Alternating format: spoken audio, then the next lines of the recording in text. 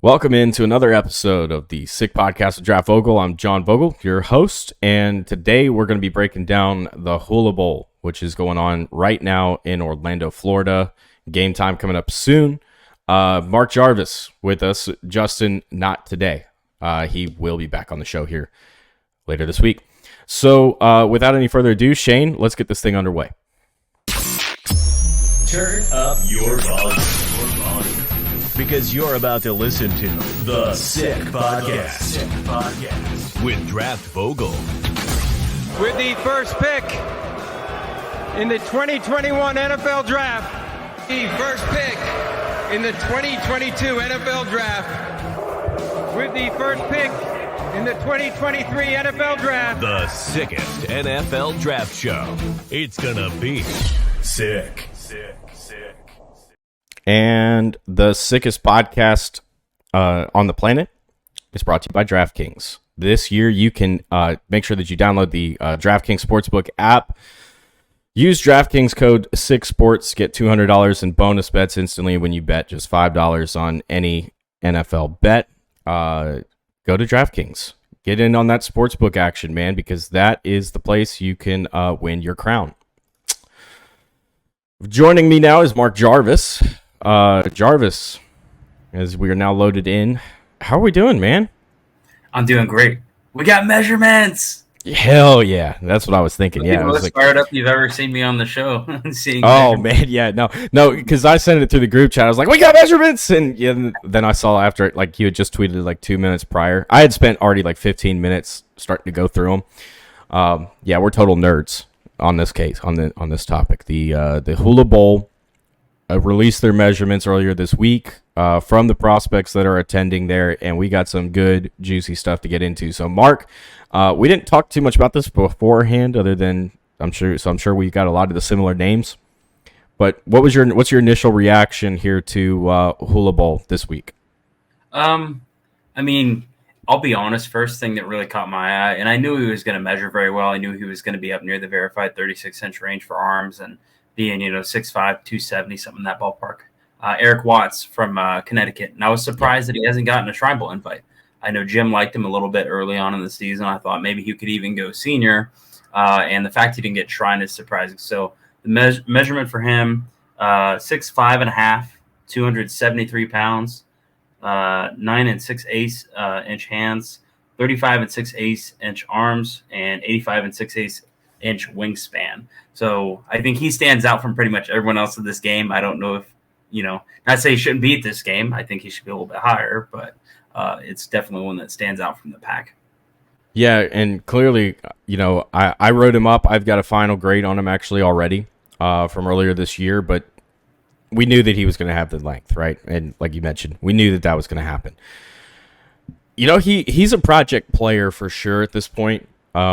I think that there's some good tools there. Obviously, anytime you see that kind of size and length and, that ability, that's obviously eye-popping. But, he's got some refinement still left to his game, I think. And hopefully the Hula Bowl is going to help answer some of those questions and the practices and all that stuff.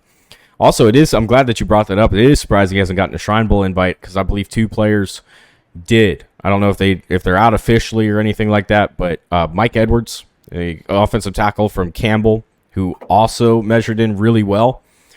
Getting that pulled up right now. I know that you've got those in front of you, but so Mike Edwards, 6'5", 2/8, 366 pounds, a little bit heavier than people were expecting. Because I think I was thinking he was going to be about 340. 10.5 inch arms, almost just a tick shy of 36. 10.5 inch hands. 36, just a tick shy of 36-inch arms, and an 87 and a 1/4 inch wingspan. Offensive tackle, obviously, length is huge. 366, maybe that's a little heavy. Mm-hmm. But he opted out after the first day of practice. He's not in Orlando, so I believe he's probably on his way to the Shrine Bowl. The other one that opted out after a day of practice was Trey Knox, the tight end from South Carolina. He's a little bit undersized, came in under 240 pounds, 6'3", 79, just a tick shy, 80-inch wingspan, 33 6/8 arms. So I believe he's also not in Orlando right now. Sounds like he's probably going Shrine Bowl too. So that's a couple guys I think that have gotten the invites up to this point. There's going to be a few more. They'll get either Shrine or they'll get Senior, depending on who stays, who drops out. There's always a few really late dropouts out of these All-Star games, usually like the day before. 5 or 6 will drop off, and they'll send out for replacements. But I believe that's my understanding, is that they're going the Shrine Bowl. Gotcha. Yeah, Knox I was interested in because I thought, given how there's basically no true fullbacks in this class, and Jim was kind of scratching and clawing to find guys who could kind of fit that role, guys like Janine Bell, who are kind of more of that hybrid fullback tight end type guy. I figured Knox might have a shot to get all the way up there. Obviously, he hasn't been, if I recall correctly, quite as productive later on in his career as he was earlier on. So it's probably played into this. But, yeah, especially given the lack of depth in the tight end class, he was another guy that was like, I was surprised he didn't get Shrine Bowl immediately heading into the process. Yeah, no, and I think it might be the size for him that kind of hurts him a little bit, 6'3", 240. So that's not exactly ideal tight end size. I mean, we're starting to, when I say we, the NFL is starting to use these smaller tight ends a little bit better, right? And, like the Irv Smith Jr. comes in the league. Nobody really knows what to do with them. Well, now they're putting them in the slot, and they're using them more as big slot wide receivers and not asking them to block in line as much. I know that I was personally watching some Duke today, looking at a couple of guys over there because, Graham Barton, one of my favorite offensive linemen in the class, could probably play all 5 positions. And then there's actually a Hula Bowl player there, Jalen Calhoun. But they got a tight end. I don't think he's coming out this year, probably next year. And he's kind of right there in this mold, the 6'3", 240. Can't really block very well, but effective receiver. So that's a role that's opening up in the league, I guess is my point. And that's where Knox would kind of fit in at the next level. So anybody else pop off the charts at you? I know that I wrote an article about it this week, so it's kind of like I'm trying to let you get all your guys out before I go to mine. Yeah, no, I'm just going through, and I think the one thing I would throw out here too, and it's not always positive with these games, right? Like sometimes you'll see a guy weigh in, and you're just like, you kind of have certain expectations. So, for instance, I'll give you an example of Blake Watson from Memphis. I thought he might end up going back. He ended up coming out in this class, and I had the conversation with an agent who was interested in him, and the thing that kind of got me hung up on him was, if he's really sub 5'10", and let's say he's listed 195, what if he comes in and he's below 190? What does that look like? And then let's say you get down into that size category, what happens from there? If you end up having poor speed at that size, it's like, hey, that might be game over. So he measured in 5095, 187 pounds, 0.868 hand, 2948 arm, and 7128 wing. So a smaller guy for sure. 5'9", 187 is on the very, very low end for running back. And so I think with a guy like that, and we could probably pick out a few other guys that are in that ballpark from this whole group here as well. But it's just like, if you're down into that size category and you end up having very poor speed or something like that, and you have a poor process, it can completely push you out of the draft all the way to, maybe I don't want to say Watson's going to go as low as tryout because I thought he was a decent player, but maybe into that lower PFA type tier. So I think starting to get some answers on how these guys measure, what they're actually, kind of built like, and what we can kind of expect from them going forward. I think it's sometimes disappointing. Sometimes it's not always, this guy's so big and long and this and that. Sometimes it's like, darn, that guy measured with worse measurements than I expected him to.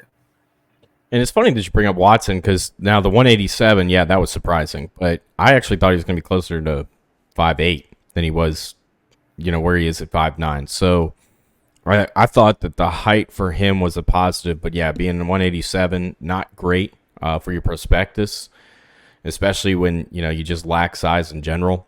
That's not great. A couple of guys also that kind of popped at me. I liked Isaac Rex's measurements. Isaac's a guy that's kind of fallen off the face of the planet. Because if you remember, Mark, I think back when you were really active on social media, like back in those golden days of getting into draft media, Isaac Rex was a hot name.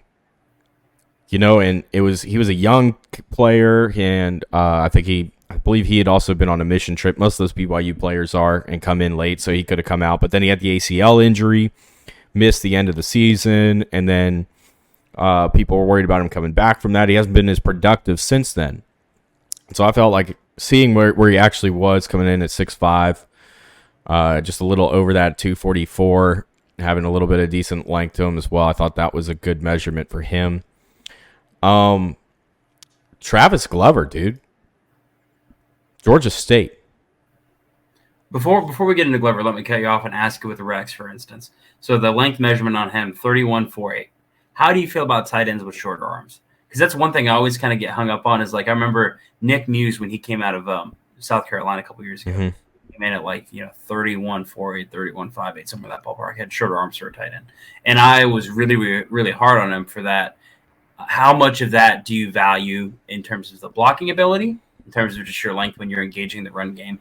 And how much do you value from a catch radius standpoint and playing, in those contested catch situations? Personally, as a tight end, I'm not going to value that as much. I'm not going to add that to the evaluation as much. So to me, when you got a tight end, yeah, sometimes you got to block. Okay, I get that. But especially with the way the NFL is going in terms of moving guys to the perimeter and trying to more perimeter-based type runs, especially with stuff like Miami's doing, San Francisco had done, obviously because of Mike McDaniel, that influence starting to creep in across the league. I think that most of the time he's going to be engaged with boundary defenders, right, as a tight end, because the tight end's going to have the athletic ability. You're going to put them out there more, and you're going to be getting with the boundary defenders, who most have 31-inch arms in that range, in that ballpark range. So to me, that doesn't. I'm not worried about that as much. Now, if I wanted Rex to be an inline tight end, yeah, I might be a little bit more worried about it, right? Because you're going to have to block linebackers and potentially defensive ends more. I don't want Rex in that situation personally. I'm in the big slot type camp with him. He was a wide receiver at BYU. He can stretch the field vertically. I'm not worried about him so much as a blocker. I want him as a weapon. So I don't think so. Not obvious. I'm not saying he's going to be an early round pick by any means. He's not. But as a late round addition that comes in and can give you some valuable reps and stretch the field vertically, and as a receiver, I like him in that area, right? Where even if he doesn't get drafted, even if he is a PFA, a high priority free agent, he's gonna make an impact. He's gonna be productive. In terms of contested catch situations, again, if you're 6'5" already, do you need long arms? Especially when a lot of the safeties you're going up against, well, yeah, a lot of the safeties you're going up against are 6'1", 6'2", right, or even smaller than that. So if you're 6'5", you already have the length advantage. I think that was something that Mark Gorsak, I refer to him a lot on the show because he's one of my mentors, really helped me in terms of scouting and understanding what I'm looking at and that kind of stuff. He always would say, hey, don't get caught up in the minutia. All right. Is he tall? Yeah. Okay. Then don't worry about the length if he's going to, when you think about matching up against defenders. Oh, yeah. He doesn't have 33-inch arms. How's he going to outjump the safety? Because he's already taller than the safety. He's already bigger. He doesn't need the arms. So to me, tight end length, 31.5-inch arms, that's fine to me as long as they ain't 30. You know what I'm saying? Like, if they're 30, then that might be we might be talking more as a problem going, okay, why is he 6'5" with 30-inch arms? That doesn't make any sense. Fair. So, the Georgia State, Glover. You see his measurements? Did that surprise you? I haven't watched Glover, so you'll have to carry the one here, but he was certainly one of the guys of all the tackles. I mean, the tackles across the board measured pretty well, but that one particularly stood out just from the combination of the size and the length.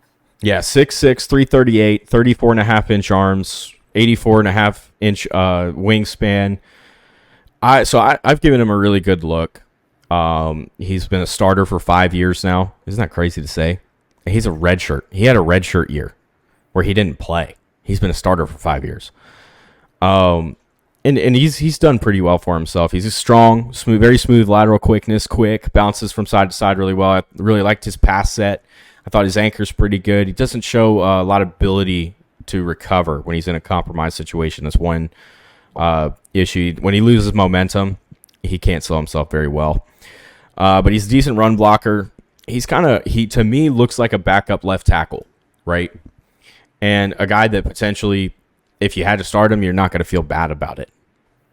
So I liked him on tape. I think that he's right there in that 5th, 7th round range, right? In terms of what he can, because he's going to be able to play left tackle. And then with the 34.5-inch arms, now we're talking about some real length, which he showed on tape, and that's why he was really able to kind of control a lot of the defenders that he faced in the Sun Belt. There weren't any games that I saw where he had any real issues with anybody in particular. Now, I also didn't watch every game he played. He's been starting for 5 years. But I liked what I saw against Coastal Carolina and those types of opponents, which traditionally have played well in the Sun Belt. So those I was impressed with his measurements, and then to go back and look at the notes and go, okay, well, it makes sense. He's 6'6", and he can kind of get down low enough to handle stuff. So I like him. I thought that was great for him, to come in with that kind of size. That's a huge help. Do you have any other guys on the offense side of the ball that stood out to you, or would you want to keep it moving along to the defensive side? Let's get to the defense because there's going to be some good guys over here too. We already touched on one. Disappointing defense, and not trying to get all negative or anything here. AJ Simon at Albany. I went down that rabbit train because I didn't know who he was until he was invited. He was a late invite to the Hula Bowl, and I was not tracking him at all. And I went and I looked at him against Marshall, actually, which was a good one to look at because Ethan Driscoll, their left tackle, just got into the Senior Bowl. And golly, dude, he's quick. He's quick. And he's explosive, and he knows how to use his hands. And I'm sitting there going, how did I not know who this guy was? Well, now I see why Albany, when you realize that there's like 6 or 7 guys in Albany that are decent, that actually probably have a shot at the NFL, you go, okay, well, that makes sense why they made the deep playoff run this year, because that came out of nowhere. And then their quarterback just transferred to the University of Miami as well, as in Miami, Florida.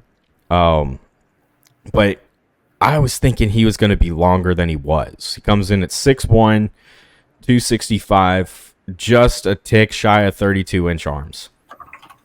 And as you know, Jarvis, sometimes there are several NFL teams that the cutoff for them is 32-inch arms. He did not make that threshold. See, I was curious to look it up and see where he was listed. So he was, because this is, I don't know if you saw, I had a little bit of a thing about tweeting about the measurements and how I come up with arm length estimates and that sort of thing. And so one thing I'd like to do is trying to kind of prepare for that and get at least close enough to where, hey, I get a rough estimate, right? And so with a guy like that, I think sometimes you can get tripped up if you go on the school roster and say, hey, this guy's 6'3". And then you look at him, you go, okay, let's believe that he's 6'3". Oh, no. I knew he was 6'1". You look at his length and you say, okay, well, if he was 6'3", let me compare him to 6'3" guys, right? How does that length compare to other guys that would be 6'3"? You might go 33, maybe 32 and a half. And then turns out he's really 6'1". Oh, crap. He's going to be way further down. They had him listed at 6'1". So off there, I would have said immediately, as soon as I saw that roster, I'd be like, man, I don't know.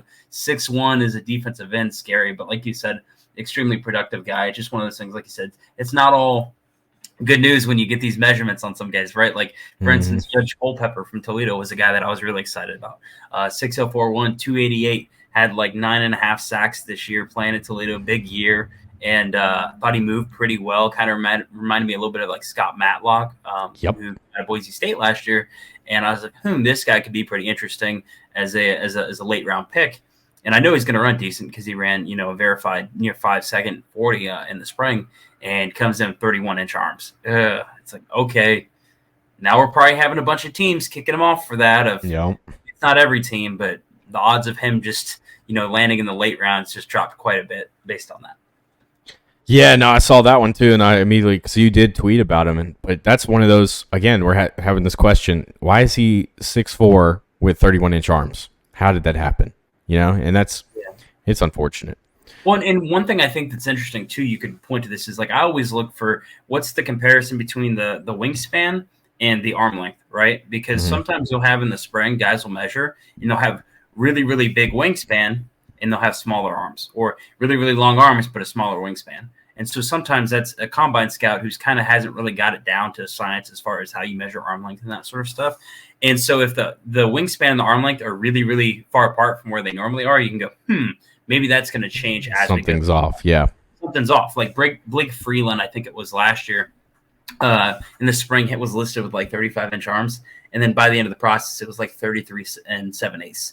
And it matched the wingspan more. So maybe with some of these guys, like for instance, I look at someone like Anthony Goodlow. So Anthony Goodlow came in with 34 and 6/8-inch arms, but only 82-inch wingspan.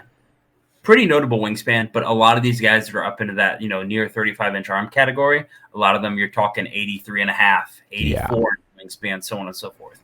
So I think some guys like that, you might see a change where, hey, Goodlow, by the time his pro day hits, we're getting closer to 34.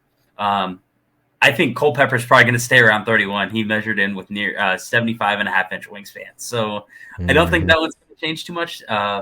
Hopefully it does, because it'll help him in the pre-draft process. But just something to keep in mind whenever we're seeing arm lengths and wingspans that are very, very different. Sometimes when you see, I think another thing that popped at me is sometimes you see these linebackers measure in, and first off, the Hula Bowl has a lot of guys under 6 foot. So, when you see a linebacker measure in at 6'2", just a tick shy of 6'3", so 7/8, you're like, whoa, wait a second. Now, that's why I'm bringing this up. Craig Young came in out of Kansas at 6'2" and 7/8 and 215, 32 and 3/8-inch arms. 215, now we're almost talking about, are you a linebacker or are you a safety? And Craig played, like the Mike at Kansas this year and did so pretty well, I thought. I wasn't sure about, draftable, but I saw 6'2", and 215. I thought, ooh, maybe you're not a linebacker. Maybe I'm going to start thinking about you being a rover, a star defender, nickel star, rover. There's so many different terms for that position. That's what I see when I start thinking about, when I see measurements that are a little bit off compared to, well, maybe I'm looking at you at the wrong position. Maybe, is that something you do too? Yeah, for sure. And one thing I will say too, though, is sometimes guys do have, let's say they come into the week a little bit sick, or they had some other, circumstance that kind of caused them to have that. Like a couple years ago, it was Devonta Price out of Florida International. He came into the Senior Bowl and he was like, 200 pounds? It's like, whoa, he thought, he was listed 220. Like, what happened? By the end of the process, he was 220, whether it was he was sick or whatever it was in the week. Something was up. And then we saw that change as the, pre-draft process progressed. So maybe Young, we'll see him to get up into the 225s, 230s. Once he starts pre-combine prep, and I don't know if he's going to the combine, but let's say he does, or let's say he just works at his pro day, that pre-draft prep is going to probably put 10, 15 pounds on him, assuming that you're projecting him to be, he's not fast enough to be a safety. So I think that's one of those things, you can kind of track as guys go through this process. You look at someone like Jalen Duncan, who, fell a little bit in last year's draft. He was in the 290s in the spring. Okay, maybe that's an inaccurate weight because they have him listed on the roster at 320. He comes into the Senior Bowl, he's in the 290s. Combine, he's in the 290s or low 300s. And then pro day, it's like he came in at like 320 or something. You're like, what's going on? And we're like, what's the deal with this guy? That ain't just water weight. So it's one of those things, just trying to track that throughout the pre-draft process. And some guys, they want to show, hey, I can get up to this weight. They might come in at the combine 230, and then they go into the pro day, they're 225 or 220. And it just depends on what they're trying to prove that day, what they're trying to show with their body, of how they can adjust and what type of role they fit, Mm-hmm. Absolutely. Is there anybody else that popped on defense to you? Just going through the defense, there wasn't anyone was mind blowing as far as the measurements. One guy I would throw out here too, and it's a player that I'm interested to track throughout this process. I haven't studied him, but I know Jim had mentioned him. And so based on Jim's comment, I'm kind of keeping a close eye on him. Tyler Owens from Texas Tech. Jim said he has a great chance to be the first, true special teams player to be drafted. So 6'0", 207, 9 3/8-inch hand, 33 1/8-inch arm, and 80 2/8-inch wingspan. And in high school, I think it was like a 10.3 or a 10.4 in the 100-meter. So he's probably going to run in the 4.3s. He's probably going to fly. And at that weight, and that overall size, that's one of those guys where I would understand why he only got the Hula Bowl, but at the same time, those height, weight, speed freaks tend to elevate themselves throughout the process. Absolutely. I'm glad you mentioned him because I was kind of eyeing him up there a little bit too, going, that size is interesting, isn't it? Do have to go ahead and mention one last guy before we wrap this episode up today. And he's kind of been the headline star at the Hula Bowl this week. And I say headline star, it's a media type thing. But he is an interesting prospect, so I think he's worth mentioning. And that's John Rice Plumlee, the quarterback from UCF, right? So first off, the Hula Bowl is hosted at the University of Central Florida. So they try to bring in as many guys from Central Florida as they can. It really helps the event, connect with the community and get more people involved. And, obviously with the tickets too. So with John Rice Plumlee, he's worth mentioning because he kind of popped out on the scene a few years ago at the University of Ole Miss when he put up 200 rushing yards as the quarterback against the University of Alabama, which, salute. I've been saluting all week. Nick Saban. Congrats, man. Wow. What a career. But John Rice Plumlee is an athletic freak. At the end of his career, at the end of his career at Ole Miss, he moved from quarterback to slot receiver, where he was decently productive, played some snaps, was learning the position, then transfers to UCF, plays his last 2 years. And Jim talked about him through most of the summer. And talked about just how much better he was as a passer from a mechanical standpoint. He'd taken so many strides. And we saw it a little bit. So I wanted to make sure we mentioned him because he's really interesting, Jarvis, in the process with the way that these quarterbacks and, with the class still trying to separate on the back end. Maybe he's one of these guys that gets an opportunity to come into a camp, play out, and maybe he surprises some people because he's a natural athlete.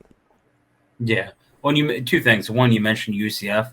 How many guys are, coming into this Hula Bowl because it is local. And, I just want to throw out another guy too real quick. Jason Johnson, their linebacker. I really liked him. I thought he can move pretty well. He's a guy I'd be looking at as a potential PFA. Be test well enough, he might even be a late round pick. But you mentioned Plumlee. I'll be honest. I spent a lot of the summer on the quarterbacks. I didn't get as much into some of the other positions, but quarterbacks I got a lot of time with. And I was really excited that they're using both Plumlee and Kansas Jason Bean as receivers as well there. Those are two guys that they're really, really unique athletes for their size. I think Plumlee has a better projection just because he has more experience. I think he's more kind of built for the NFL from a size standpoint. But yeah, I think it's going to be interesting to see how teams view him. I would love to be a fly on the wall in a room to kind of understand, do you view this guy as a quarterback? Do you view him as a wide receiver? I think as a quarterback, he would be, I don't want to say like practice squad caliber passer. I don't think he's that type of guy who he's like that, can come in and really just hold his own from a passing standpoint yet in the NFL. But I think the tools are good enough to where if you want to try to develop that and then also have that ability as a runner, that kind of unique athleticism to build around, I think it would be worth. I don't know if he's going to get picked. I think if he tests well enough and impresses in interviews, I think he could. But I think the more likely path is he's going to be a high priority free agent coming on a practice squad and offer some really unique aspects to what he brings to the building. Absolutely. And Jason Bean, too, made some hella throws at the University of Kansas, too. He made some hella throws. Deep ball thrower. Beautiful. But still kind of a project outside of that. But, hey, dude, that's about going to wrap up the show today. You got anything else that you want to throw out before we wrap this thing up? Nope, I think that'll do it. And that's been the Hula Bowl reaction video. Going through the measurements. See, measurements are very important in this part of the process. It helps us get through the final part of our evaluation. So, really excited. Hula Bowl. Be sure that you tune in. I believe it's to be on the CBS Sports Network. You can watch it on Saturday. Check it out. Watch the football. Enjoy the Stars playing one last time before they move on to the next level. So, for Mark Jarvis, I'm John Vogel. Shane, back in the studio. Let's get out of here. And that's a wrap. Hope you don't miss us too much until next time. Follow the Sick Podcast with Draft Vogel on YouTube, Instagram, Facebook, Google Play, and Apple Podcasts.